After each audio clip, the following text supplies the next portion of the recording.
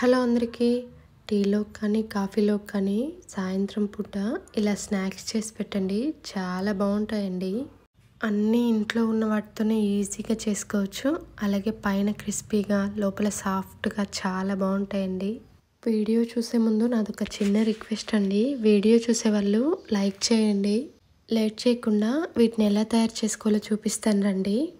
ముందుగా ఒక గిన్నె తీసుకొని అందులోకి 2 పెద్ద ఉల్లిపాయల్ని ఇలా స్లైసెస్ లాగా కట్ చేసి వేసుకోవాలి. అలాగే కొన్ని పచ్చిమిర్చి ముక్కలు, 1 కప్పు వరకు శనగపిండి వేసుకోవాలి. మనం ఏ కప్పుతో అయితే శనగపిండి వేసుకుంటామో అదే కప్పుతో సగం కప్పు వరకు బియ్యపిండి వేసుకోవాలి. ఇప్పుడు ఇందులోకి రుచికి సరిపడా కారం, సాల్ట్ వేసుకోవాలి. అలాగే ఇక్కడ నేను 1/2 టీ స్పూన్ వరకు జీలకర్ర పొడి వేసుకుంటున్నానండి. మీకు ఇష్టం ఉంటే వేసుకోండి, లేదంటే స్కిప్ చేసేయండి. అలాగే 1/2 టీ స్పూన్ పసుపు, కొత్తిమీరని ఇలా చిన్న చిన్న ముక్కలుగా తరిగి వేసుకోవాలి. ఇక్కడ మనం ఏ కప్పుతో అయితే శనగపిండి వేసుకుంటామో అదే కప్పుతో 1 కప్పు నీళ్లు తీసుకోవాలి. తీసుకున్న నీళ్ళని అన్నీ ఒకేసారి కాకుండా కొన్ని కొన్నిగా వేసుకుంటూ ఇలా కలుపుకోవాలి. నేను మళ్ళీ చెప్తున్నాను, మనం ఏ కప్పుతో అయితే శనగపిండి తీసుకుంటున్నామో అదే కప్పుతో నీళ్లు పోసుకోవాలి. వీడియోలో చూపిస్తున్న విధంగా ఈ విధంగా అంతా బాగా కలుపుకొని ఇప్పుడు దీన్ని పక్కన పెట్టేసుకోవాలి. ఇప్పుడు బేకరీలో బ్రెడ్స్ దొరుకుతాయి కదండి, ఆ బ్రెడ్స్ని 4 తీసుకోవాలి. తీసుకున్న బ్రెడ్స్ని ఇలా సగానికి కట్ చేసి తీసుకోవాలి. ఇక్కడ నేను చూపిస్తున్న విధంగా అరచేతిలో బ్రెడ్ పెట్టేసుకొని ఇప్పుడు మనం కలిపి పెట్టుకున్న పిండి మిశ్రమాన్ని దీనిపైన వేసుకోవాలి.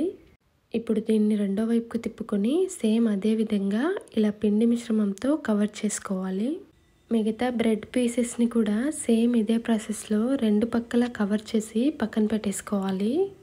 ఇక్కడ నేను ఈ ప్రాసెస్ స్టార్ట్ చేస్తున్నప్పుడే ముందే డీప్ ఫ్రైకి సరిపడా ఆయిల్ హీట్ చేసి పెట్టుకుంటున్నానండి. ఇక్కడ నేను మీకు చూపించడానికి ముందే ఇలా చేసి చూపిస్తున్నాను. మీరు వీటిని పక్కన పెట్టుకోకుండా డైరెక్ట్గా అలాగే డీప్ ఫ్రై చేసుకోవచ్చు. అన్నింటినీ ఇదే విధంగా ప్రిపేర్ చేసుకొని ఇప్పుడు వీటిని ఆయిల్లో డీప్ ఫ్రై చేసుకోవాలి.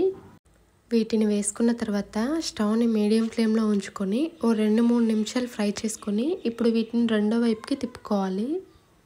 వీటిని డీప్ ఫ్రై చేసుకుంటున్నప్పుడు స్టవ్ని హై ఫ్లేమ్లో ఉంచుకున్నామంటే ఇవి పైన క్రిస్పీగా ఉండి లోపల సరిగా ఫ్రై అవ్వవండి. కాబట్టి స్టవ్ని మీడియం ఫ్లేమ్లో ఉంచుకొని వీటిని డీప్ ఫ్రై చేసుకోవాలి. అప్పుడే మనకి పైన క్రిస్పీగా లోపల సాఫ్ట్గా చాలా బాగుంటాయి. రెండో వైపుకి తిప్పుకొని 2-3 నిమిషాలు ఫ్రై చేసుకుంటే సరిపోతుందండి. ఈ విధంగా ఫ్రై అయిన తర్వాత ఇప్పుడు వీటిని ఏదైనా ప్లేట్లోకి తీసుకోవాలి. వీటిని లైట్ బ్రౌన్ కలర్ ఉన్నప్పుడే తీసేసుకోవాలి, లేదంటే మనం బయటికి తీసిన తర్వాత ఇంకొంచెం కలర్ మారిపోతాయి.